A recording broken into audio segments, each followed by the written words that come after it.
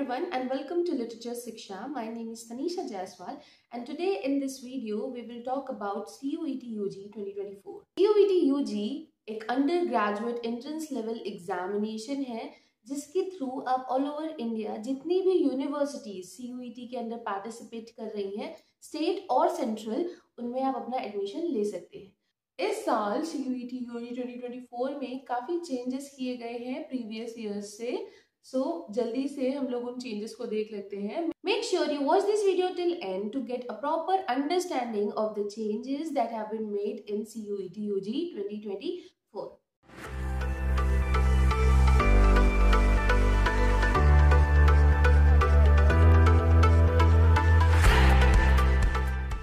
सबसे पहले सबसे ज़रूरी बात क्या आती है कि आपका ये जो CUET का एंट्रेंस एग्जामिनेशन है वो कब होगा। वो होगा 15 मई से 31 मई के बीच में। CUET UG 2024 के एप्लीकेशन फॉर्म फिल होना स्टार्ट हो गए हैं। वो आपको इस ऑफिशियल वेबसाइट पे जाके आप उस फॉर्म को फिल कर सकते हैं।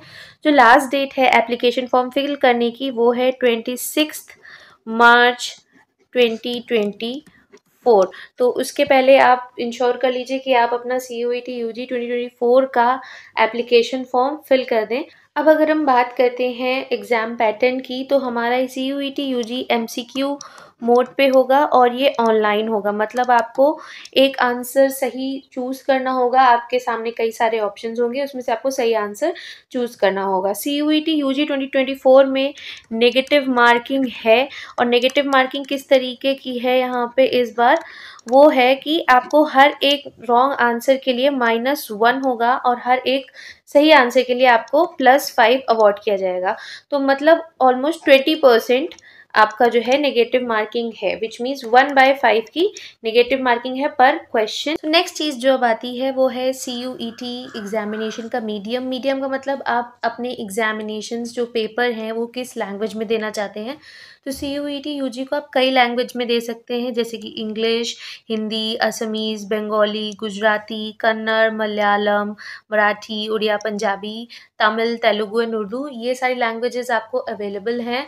दो चीज़ों का जो आपको ध्यान देना पड़ेगा, जो उन्होंने क्लियरली मेंशन कर दिया है, वो है पहला, the option of language for question paper should be exercised by filling up the application form online and it can not be changed on a later stage. मतलब कि जिस भी लैंग्वेज में आपको ये एग्जामिनेशन देना है वो आपको एप्लीकेशन फॉर्म फिल करते समय ही चूज़ करनी होगी and you can not change it after. आप उसको बाद में बदल नहीं सकते हैं। एक बार आपने एप्लीकेशन फॉर्म फिल कर दिया तो जिस भी लैंग्वेज में आपने उसको चूज़ किया है, आप उसी लैंग्वेज में आपको उसको अटेम्प्ट करना पड़ेगा। दूसरी जो आती है कि please note that for the corrections for the correctness of the questions in all the question papers, the English version will be taken as the final। कि मतलब अगर जिस भी क्वेश्चन पेपर में कोई मिस्टेक होती है तो जो उसका इंग्लिश वर्जन है उसको फाइनल माना जाएगा। इंग्लिश वर्जन में जो भी चीज़ें हैं उसको फाइनल माना जाएगा। ये चीज़ें उन्होंने बहुत ही क्लियरली मेंशन कर दी है। अब उन्होंने आपको ऑप्शंस तो बहुत सारे प्रोवाइड कर दिए लैंग्वेज में, बट सारे सेंटर्स आपको हर एक लैंग्वेज के हर जगह नहीं मिलेंगे।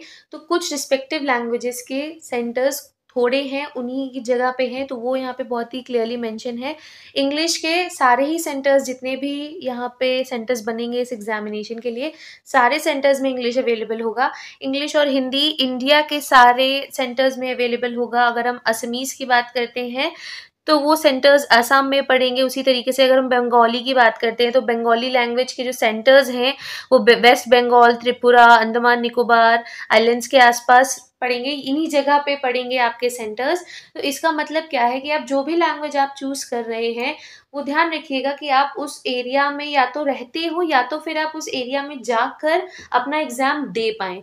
क्योंकि फिर अगर आप लैंग्वेज दूसरी चूज़ करेंगे, आपका सेंटर उसी जगह पे पड़ेगा जहाँ पे वो लैंग्वेज अवेलेबल होगी। उन्हीं सेंटर्स में आपका एग्जामिनेशन पड़ेगा। तो ये चीज़ आपको एग्ज़ाम फॉर्म फिल करते समय बहुत अच्छे से ध्यान रखनी चाहिए। नेक्स्ट अब हम बात करते हैं अगर सब्जेक्ट्स की, तो इस बार टोटल 61 सब्जेक्ट्स हैं, जिसमें से 33 लैंग्वेज सब्जेक्ट हैं आपके और 27 डोमेन सब्जेक्ट्स हैं और एक आपका जो है वो जनरल टेस्ट के बारे में है। तो अगर हम लैंग्वेज सब्जेक्ट्स की बात करते हैं, जो आपको स्क्रीन पे सारी लिस्ट दिख रही है, उसमें आपको ये सारे ही सब्जेक्ट्स अवेलेबल हो जाएंगे, सारे ही लैंग्वेजेस अवेलेबल हैं और इनके सब्जेक्ट कोड्स भी आपको इस साइड में दिख रहे होंगे। तो ये सारे सब्जेक्ट कोड्स हैं और बाकी जो उनके सामने उनकी लैंग्वेज है, ये आपको सब्जेक्ट कोड फिल करना होगा जब आप एग्जामिनेशन फॉर्म अपना फिल कर रहे होंगे एंड उसी हिसाब से आप अपनी प्रिपरेशन करेंगे for your particular language. So कौन कौन सी लैंग्वेजेस अवेलेबल हैं? English, Hindi, Assamese, Bengali, Gujarati, Kannada, Malayalam, Marathi, Oriya, Punjabi, Tamil, Telugu, Urdu, Arabic, Bodo, Chinese, Dogri, French, German, Italian, Japanese, Kashmiri, Konkani, Maithili, Manipuri, Nepali, Persian, Russian, Santhali, Sindhi, Spanish, Tibetan and Sanskrit. So इतनी सारी लैंग्वेजेस, 33 लैंग्वेजेस आपको ऑप्शन में मिलते हैं एंड इसमें फॉरेन और इंडियन लैंग्वेजेस इस बार एक ही में है। पिछली बार क्या था अब तक की CUET UG में कि वो IA और IB की कैटेगरीज में डिवाइडेड थे। तो एक सेक्शन आपका IA होता था और एक सेक्शन आपका IB होता था। ये इंडियन लैंग्वेजेस के लिए होता था और ये फॉरेन लैंग्वेजेस के लिए होता था।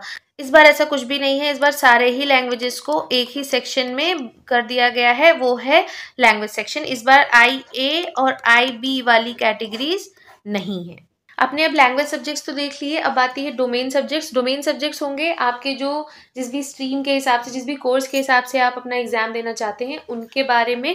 तो डोमेन सब्जेक्ट्स हमारे पास यहाँ पे टोटल है 27 और वो पूरी लिस्ट आपको सामने दिख रही है। इसमें भी सेम प्रोसीजर है, एक तरफ सब्जेक्ट कोड है, एक तरफ आपके सब्जेक्ट का नाम है। तो नीचे अगर आप देखेंगे तो यहाँ पे आपको दिखेगा जनरल टेस्ट जिसका 501 कोड है एंड जनरल टेस्ट आपका डोमेन में नहीं आता है, वो ये 3rd सेक्शन है जनरल टेस्ट। अब टोटल आप क्या कर सकते हैं, टोटल आप कोई भी 6 सब्जेक्ट्स में अपना ये एग्जामिनेशन दे सकते हैं। आप कोई भी 6 सब्जेक्ट्स चूज कर सकते हैं।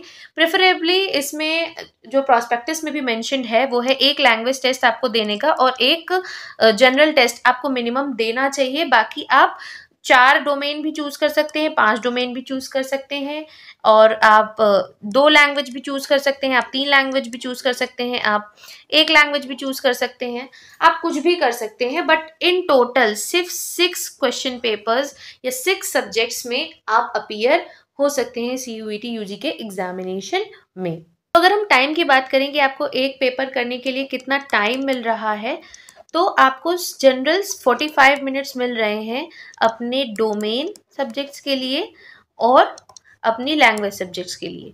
दोनों के लिए ही आपको 45 मिनट्स ईच मिल रहा है एंड जो आपका जनरल टेस्ट है उसके लिए आपको 60 मिनट्स मिल रहा है।